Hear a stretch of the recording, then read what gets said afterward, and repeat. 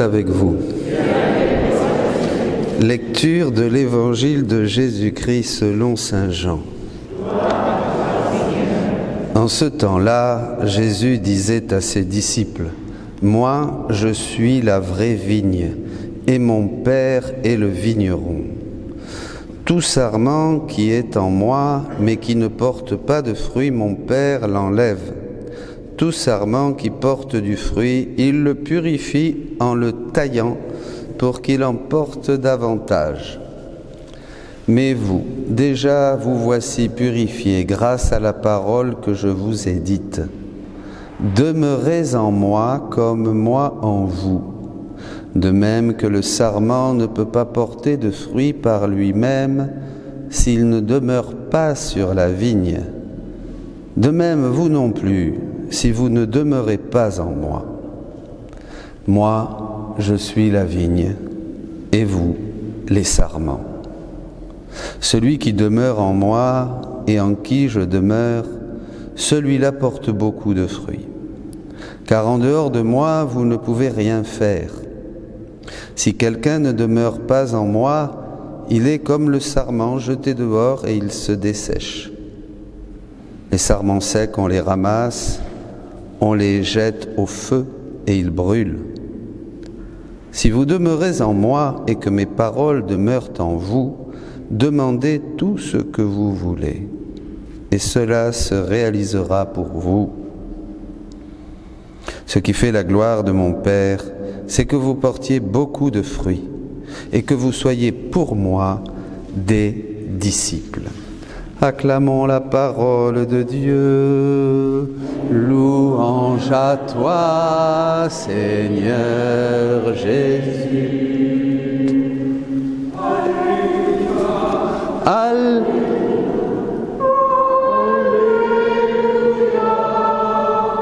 Alléluia.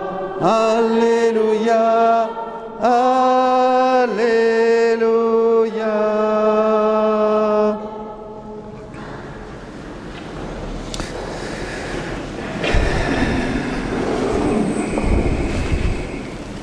Jean 15, la vigne et les sarments.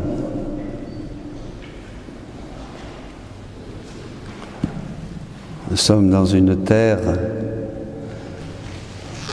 où la vigne, le vignoble est notre horizon quotidien. Jésus utilise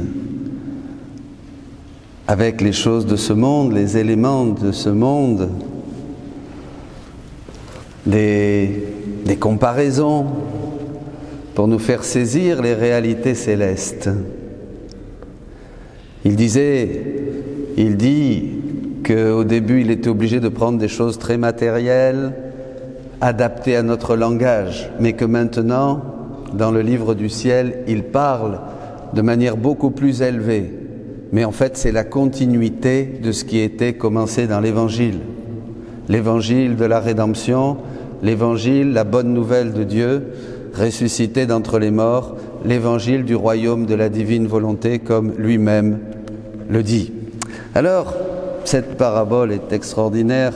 Jusqu'où elle va nous mener? Est-ce que vous avez idée de ce que Jésus dit là? On a l'habitude d'entendre certains commentaires, et hier je le relisais, un commentaire de Benoît XVI, magnifique, un commentaire aussi de ce grand théologien Hans Urs von Balthasar, qui dialoguait beaucoup, qui écrivait beaucoup à Benoît XVI, et magnifique. Puis je suis tombé sur Jésus lui-même qui explique cette relation entre la vigne et les sarments dans le livre du ciel, à deux endroits. Alors je me suis dit, attends, non, je ne peux pas vous priver de ça. Vous êtes d'accord avec moi? Surtout que des milliers de personnes, aujourd'hui, demain et dans les années qui viennent, vont être touchées par cette vérité. Puisque ça prend une dimension toute nouvelle. Ça va plus loin que tout ce que l'on pouvait, comme dit l'apôtre Paul, penser et imaginer. Alors, on va toucher 3 points. Demeurer, quel fruit? Et troisièmement, la gloire de mon Père. Bon, mais demeurer, déjà, le disait Benoît XVI, demeurer, c'est vraiment être dans le Christ, dans l'amour du Christ, un amour qui prend possession totalement de notre être, de toutes nos facultés, pour que nous soyons tout amour comme Jésus, comme quand nous sommes sortis des mains du Père, quand il a créé l'homme à son image et à sa ressemblance. Donc là, c'est le niveau ontologique, c'est le niveau qui touche notre être même. Nous revenons à ce niveau, nous revenons à cette plénitude d'amour. Et alors, sauvés donc et purifiés par Jésus, par son sang, ennoblis, embellis, nous pouvons agir. Mais alors, qu'est-ce que c'est agir? Eh bien, agir comme Dieu, c'est-à-dire faire les œuvres de Dieu. Quand nous disons que Dieu veut nous faire participer à sa nature divine, comme dit l'apôtre Pierre, c'est qu'il veut nous faire participer à son agir. Je dis toujours, vous n'allez pas avoir, mesdames, une barbe comme Jésus et des cheveux longs, et tout de suite une tunique, et puis on va les nu-pieds dans les rues. Non, ressembler à Dieu, c'est agir et faire ce que Dieu fait. Alors ça, évidemment, on est très loin de se l'imaginer parce qu'on se dit, mais comment? Bon, qu'est-ce que ça veut dire? Ben oui, c'est très simple. C'est faire ce que nous faisons tous les jours, mais seulement demander à Jésus de le faire avec nous. Alors, allons au texte. Je vais donc 2 textes qu'on va commenter. Louisa dit qu'elle priait. Je me suis dit, je vais leur lire ça parce que je ne vais pas essayer de faire quelque chose de moi, pour dire une bêtise, quand Jésus parle de ça. Vous comprenez ? Donc je vais tout simplement lire et commenter. Aujourd'hui c'est comme ça. Je ne vais pas essayer moi de faire plus que d'être plus clair que Jésus. Ça serait le comble, non quand même. Puisqu'il n'y a aucune théologie. Jésus dit bien à Louisa, tout ce que tu pourras, tu chercheras dans tous les livres, dans tous les saints, dans toutes les doctrines, dans tout ce qui s'est fait avant, tu ne trouveras jamais ce que je t'enseigne. Louisa n'avait qu'1 an d'école primaire. Donc elle n'a pas inventé. Elle peut dire, comme Jésus le dit aux pharisiens, cette doctrine n'est pas de moi. Ben oui. Elle savait à peine, elle avait 1 an d'école. Cette doctrine n'est pas de moi. C'est donc Jésus qui parle. Je priais lorsque je me suis retrouvé à l'extérieur de moi-même. Donc elle rentre dans une extase et elle rejoint Jésus avec mon doux Jésus dans les bras. En le serrant très fort contre mon cœur, je lui dis, dis-moi mon amour, quelles sont les relations qui existent entre toi et moi? Ça c'est beau, entre toi et moi. Alors là Jésus nous parle à tous, parce que Louisa est la première qui va commencer à avoir cette relation vraie, unique, dans la divine volonté, mais c'est pour tous, puisqu'elle est le chef, la tête de mission. Elle ouvre la porte. Maintenant, vous pouvez tous entrer et commencer à faire vos actes dans la divine volonté. Voilà, même les choses les plus simples. Alors, elle nous ouvre la porte. Ma fille, dit Jésus, si tu veux le savoir, écoute. Les relations entre toi et moi sont semblables à celles qui existent entre les branches et la vigne. La vigne forme les branches et elles reçoivent l'humeur vitale de la vigne afin de croître, de se revêtir de feuilles et de grappes. L'union entre la vigne et les branches est telle que les branches ne peuvent ni être formées ni avoir la vie sans la vigne. Et la vigne serait sans beauté et ne donnerait aucun fruit sans les branches. Voilà. Ça serait... Si les branches, les sarments, les branches n'avaient pas de feuilles et de fruits, ça voudrait dire que la vigne elle-même est toute vilaine, toute moche, morte. Ça serait un Jésus mort. Vous comprenez? Ben oui, un Jésus tout vilain qui ne donne aucun fruit pour la gloire du Père. Par conséquent, les relations et les liens d'union entre eux sont tels qu'ils forment la même vie et sont inséparables les uns des autres. Et s'ils se séparent, la vigne reste stérile, sans beauté, sans fruit, et les branches perdent leur vie et flétrissent. C'est simple, là, ce que nous dit Jésus. Et ça nous fait comprendre tout le plan de Dieu. Écoutez bien, on découvre la cause de tout le projet de Dieu, de tout ce que Dieu a voulu faire depuis l'aube des temps, depuis toute éternité, la cause de son projet d'amour. À quoi servirait-il à Dieu qui est si grand, si bon, si puissant, si intelligent, infini, s'il n'avait pas cette extension dans les sarments qui fleurissent et qui sont beaux de sa beauté, bons de sa bonté?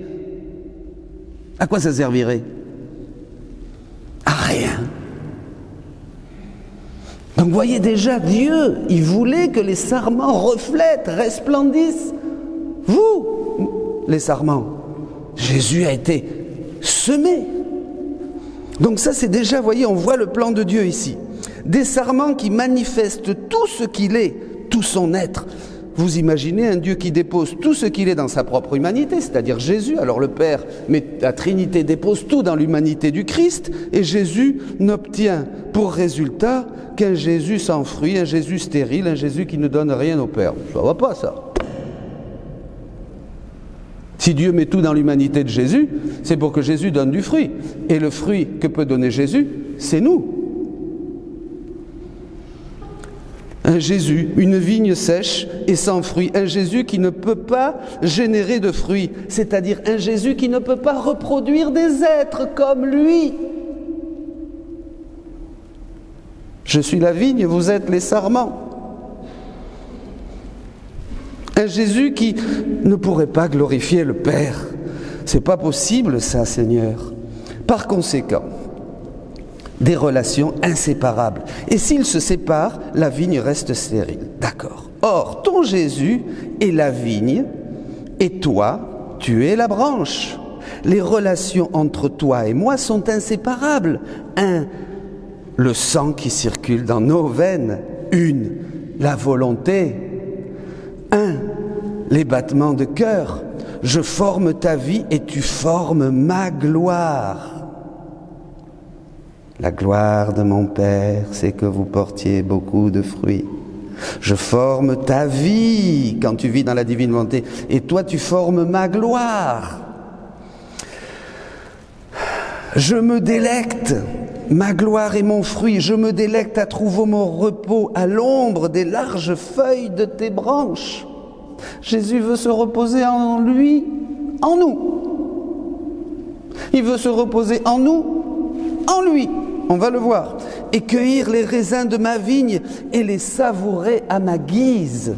Dieu ne peut pas, rappelez-vous que dans la création, le paradis de Dieu, le paradis c'est Adam.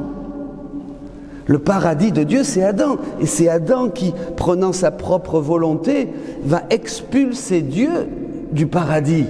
Et nous, évidemment, après, on est sans Dieu. Donc, c'est l'absence originelle. Le péché originel, c'est l'absence originelle. C'est l'absence de vie divine, l'absence de divine volonté, l'absence de sang infuse, l'absence de tout, l'absence de Dieu. Donc, l'état de déchéance dans lequel nous nous trouvons est l'absence de Dieu. Donc, le Christ va revenir, s'incarner, se faire chair, nous donner sa vie par sa mort sur la croix, sa vie dans la résurrection, et nous allons reprendre par les dons de Dieu, le baptême, l'Eucharistie et tout ce que Dieu nous donne dans la rédemption pour reprendre le chemin et arriver toc toc toc à la porte du royaume des cieux qui nous est ouverte maintenant.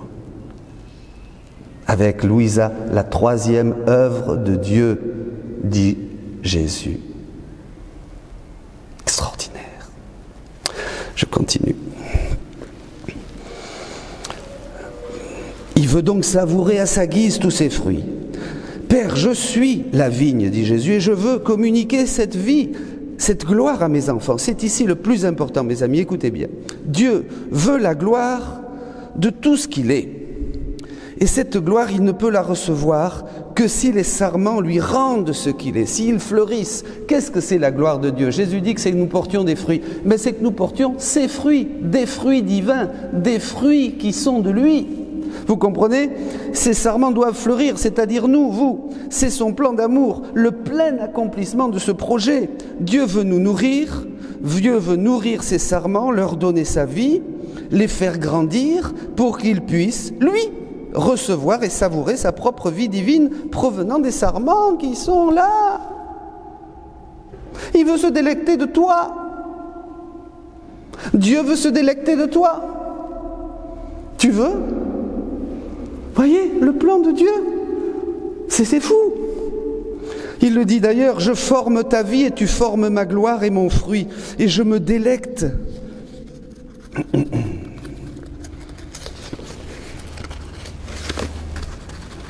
Ça colle. Et je me délecte, mon repos à l'ombre de tes larges feuilles, de tes branches, à cueillir les raisins de ma vigne et à les savourer à ma guise. Dans un autre texte, au volume 36, le 16 juin 1938, Jésus dit « Afin de toujours donner et recevoir, j'appelle la créature, c'est-à-dire chacun de nous, à vivre dans ma volonté. Et je lui fais le don de la sainteté de ma volonté, de sa lumière, de sa vie, de son amour et de ses joies infinies, pour autant que l'âme puisse en contenir. Donne-moi ce que je t'ai donné. Sans moi, vous ne pouvez rien faire. Donne-moi ce que je t'ai donné. C'est-à-dire, nous allons faire nos petits... Alors, ça paraît très haut, mais c'est très simple. Je vous parle dans la divine volonté pour que Dieu se délecte. Vous êtes assis, vous m'écoutez dans la divine volonté. Tout à l'heure, vous allez faire le marché. Vous allez dire, Jésus, viens avec moi, soit dans mes mains, soit dans mes yeux, soit dans mon cœur, soit dans mes battements, soit dans tout ce que je fais. Vous voyez, on s'habitue à tout faire avec Jésus. Mais c'est extraordinaire. Voilà la vie. Ma fille, ma volonté est en toi comme le dépositaire de tous ces actes. Alors là, on va passer à quelque chose d'extraordinaire aussi. En fait, lorsqu'elle accomplit un acte, la volonté de Dieu, elle ne peut pas le mettre à l'extérieur. La volonté de Dieu ne peut mettre son acte que dans la volonté de Dieu, parce que Dieu ne va bien qu'avec Dieu. Dieu ne supporte que Dieu. Dieu ne peut pas être avec quelque chose qui n'est pas Dieu. Comprenez ? C'est clair? Bon. En fait, lorsqu'elle accomplit un acte, ma volonté ne le dépose pas à l'extérieur d'elle-même, il manquerait l'espace, la convenance, la sainteté et tout ce qui est nécessaire pour préserver ses actes. C'est pourquoi elle ne peut les placer ailleurs qu'en elle-même. Ah, ça c'est intéressant alors. Donc je vais avoir la divine volonté en moi pour qu'elle puisse venir et donner tout ce qu'elle est. Je vais l'avoir dans mon cœur, dans votre cœur. Vous vous imaginez? La divine volonté contient tout ce que Dieu fait. Vous êtes d'accord avec moi? Tout ce que Dieu fera et tout ce que Dieu a fait. Puisque la divine volonté, c'est vraiment l'éternité. C'est tout ce que Dieu a fait et fera. Chaque nouvel acte de la divine volonté contient donc la création, la rédemption et la sanctification. Puisque tous les actes, tous vos actes, tout ce que vous avez fait, tout ce que vous ferez, tout ce que feront les hommes, du premier jusqu'au dernier, tout ça est dans l'acte unique et éternel de Dieu, puisque c'est lui le moteur de tous les actes que nous faisons. Vous êtes d'accord avec moi? C'est facile. Bien bon, voilà. C'est des choses très simples qu'il faut expliquer. Ça paraît difficile, mais c'est très simple. Alors, qu'est-ce qui se passe? Donc, puisqu'on comprend ça, Dieu va tout déposer dans la créature. Ils sortent de la créature, ces actes. Ah, ça c'est intéressant. La divine volonté contient tout. La création, la rédemption et la procession du Saint-Esprit aussi, la génération du Verbe, la procession du Saint-Esprit, ce sont des actes infinis qui ne peuvent pas être ailleurs que dans la divine volonté. Maintenant, afin d'être faits par la créature, parce que c'est ça qui l'intéresse, le bon Dieu, il est bon papa. Il est un bon père. Il veut que tu fasses ce qu'il fait.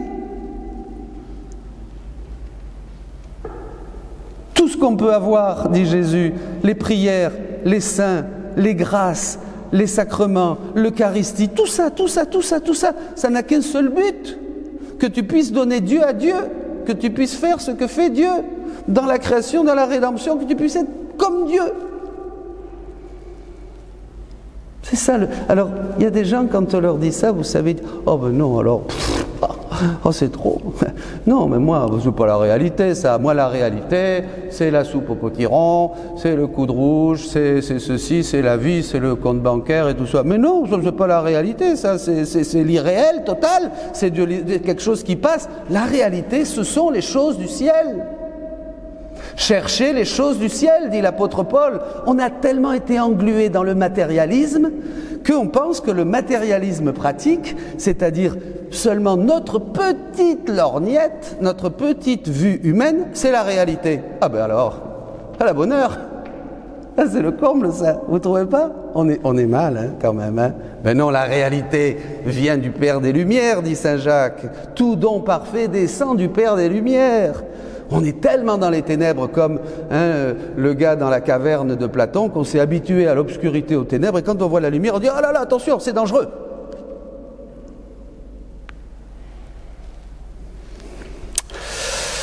Bon, alors, par ailleurs, qu'est-ce qu'il veut faire le Seigneur? Eh bien, il dit, ce sont des actes infinis qui ne peuvent pas être ailleurs que dans la divine volonté. Maintenant, afin d'être faits par la créature, c'est-à-dire par toi, il lui fait le don de la divine volonté. Et tous les petits actes que nous faisons dans la divine volonté contiennent tout. C'est la création, la rédemption, la sanctification, la génération du Verbe, la procession du Saint-Esprit, contiennent tous les actes des saints, etc. Ainsi, la divine volonté est le dépôt de ses propres actes, les actes de Dieu, dans la créature, en moi. Ces actes deviennent le fruit de la créature et de Dieu. Oh, que c'est beau! Je travaille avec mon Jésus, je travaille avec mon Dieu, il travaille avec moi. Tout est en commun.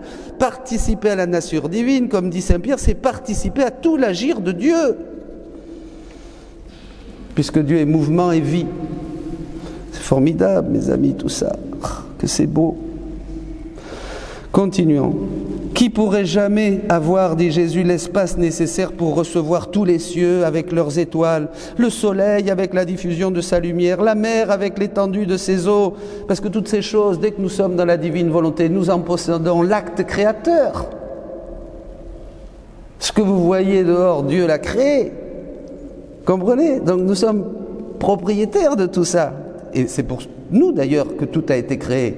Nous sommes les fils légitimes de Dieu. Tout est pour nous. Ah, ça change notre vision du monde. Je demande à l'Esprit Saint de vous infuser cette vision du monde parce que c'est déjà le ciel sur la terre. Jésus dit à Louisa, ça te paraît peu de choses de commencer à vivre la vie du ciel sur la terre? La terre, avec la multiplicité de ses plantes, personnes, par conséquent, c'est ma divine volonté elle-même qui est nécessaire pour être capable de déposer ses propres actes. Évidemment, si toi tu dis pas « viens divine volonté en moi », Dieu ne peut pas mettre en toi tous ces trésors. Or, puisque ma volonté est en toi, c'est en toi qu'elle fait le dépôt de tous ses actes, car elle trouve dans son fiat une magnitude et une sainteté dignes d'elle. Oh, ça c'est formidable. Chaque acte de la créature, alors, ça c'est pas Jésus qui dit, ça c'est le commentaire, se répète partout. Vous avez en vous, mes amis, tous les actes de Jésus, tous les actes de Marie, tous les actes des anges, tous les actes des saints, même les actes des condamnés, des âmes qui sont en enfer. Pourquoi? Vous savez pourquoi? Ben parce que Jésus a payé pour elles. Jésus a dû donner au Père toute la gloire que tous les hommes, que toute créature existant en ce monde, ayant existé ou existera, a dû donner au Père, puisque le Père doit recevoir la glorification de tout ce qu'il a créé, de tout ce qui existe. Si quelqu'un existe, il doit glorifier le Père avec toutes ses potentialités. S'il ne le fait pas, qui c'est qui va le faire? Jésus. Donc Jésus a glorifié le Père pour tous ceux qui n'ont pas voulu le glorifier. Pour nous aussi d'ailleurs.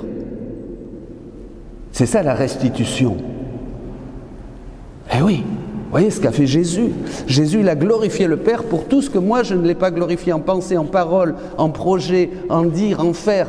Tout ce qui n'a pas été bien fait, tout ce que j'ai fait avec mon humanité, tout ce que j'ai fait avec mon humanité de péché. Eh bien Jésus, il a refait tous mes actes. Il a dit non, non, non, regarde Dominique, il est impeccable. Voilà, j'ai tout refait. Il a tout refait pour moi. C'est sympa quand même, mais il a tout refait pour toi, pour toi, pour toi, pour toi, pour toi, pour toi, pour toi. Il a tout refait pour... C'est ça être sauvé.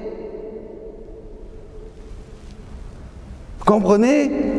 C'est ça être sauvé, revenir à l'ordre, au rang, à l'ordre et à la finalité pour laquelle nous avons été créés, dit Jésus. C'est ça. Je continue. Je ne vais pas terminer de toute manière, mais on pourra continuer. Donc tous les actes, Jésus a tout donné au Père, tout ce que devait donner toute la famille humaine, tous les êtres qui ont existé, car ils ont été créés par Dieu. L'âme dans la divine volonté restitue tout à Dieu, donne tout à Dieu, correspond d'une manière universelle. Elle donne tout au Père, au nom de tous. Oh que c'est beau mes amis, faites ça. Dès le matin, quand vous vous levez, dites « Seigneur, sans toi je ne peux rien faire, je veux porter beaucoup de fruits, quel fruit tu veux porter mon ami? Quel fruit tu veux porter mon enfant? Eh bien tes fruits Jésus, donne-moi ta divine volonté pour que tout ce que je vais faire, c'est ce qu'on appelle l'acte préalable, tout ce que je vais faire aujourd'hui, tout ce que je vais travailler, dire, voir, regarder, faire, les relations, les gens, tout ce que je vais faire, je veux que tout soit fait avec toi, par toi, en toi. Vous voyez? Pas formidable ça? Ça ne change pas la vie chrétienne? Et vous trouvez que c'est hérétique? Il n'y a rien à dire. Ce qui est formidable dans la divine volonté, c'est que jamais j'ai reçu un théologien, quelqu'un qui m'a dit ça c'est pas juste. Jésus le dit. Certains ne comprennent pas, dit Jésus, mais ils ne peuvent pas dire qu'il y a une erreur. Il n'y a pas d'erreur, puisque le troisième fiat, la vie dans la divine volonté, est l'achèvement. La troisième œuvre, l'achèvement après la création, la rédemption, c'est la sanctification, c'est la finalité du plan de Dieu. C'est le plan qu'il avait au début. La rédemption, la venue de Jésus sur la terre, ça a été le plan B. Pourquoi? Eh bien parce que le plan A est parti en vrille, puisque l'homme a péché. Alors il y a eu le plan B, la rédemption, la croix et la résurrection. Et c'est devenu le plus important. Mais ce n'est pas le plus important. Le plus important, c'est le plan que Dieu avait au début, que l'homme vive seulement dans son amitié et soit glorifié et vive de sa gloire, de tous ses attributs. Un dernier petit texte et on arrête. C'est notre passage. Afin de toujours donner et recevoir, j'appelle la créature à vivre dans ma volonté. Et je lui fais le don de la sainteté de ma volonté, de sa lumière, de sa vie, de son amour et de ses joies infinies pour autant qu'elle puisse l'en contenir. Lorsque l'âme y a vécu quelque temps, la trouvant fidèle, je vais vers elle et je lui dis « Donne-moi ce que je t'ai donné. » C'est beau ça, c'est mignon, hein? C'est mignon, pas vrai? Donne-moi ce que je t'ai donné. Cette âme, voulant me faire voir combien elle-même, sans hésiter un instant, me donne immédiatement tout ce qu'elle a, même son souffle, son battement de cœur, son mouvement, tout. Elle me donne tout. Elle ne garde rien pour elle. Au contraire, elle est heureuse de tout donner à Jésus. Je prends tout, je regarde continuellement ce qu'elle m'a donné pour faire mes délices et mon bonheur de ses dons. Je les dépose dans mon cœur pour en jouir comme étant la propriété de ma fille. Que c'est beau, Papa Dieu, le bon Dieu, nous donne sa divine volonté. Après, il met des trésors dans notre cœur grâce à cette divine volonté, qu'on peut conserver ces trésors. Et après, il vient se délecter et il fait que nous lui donnions ces trésors comme s'ils venaient de nous.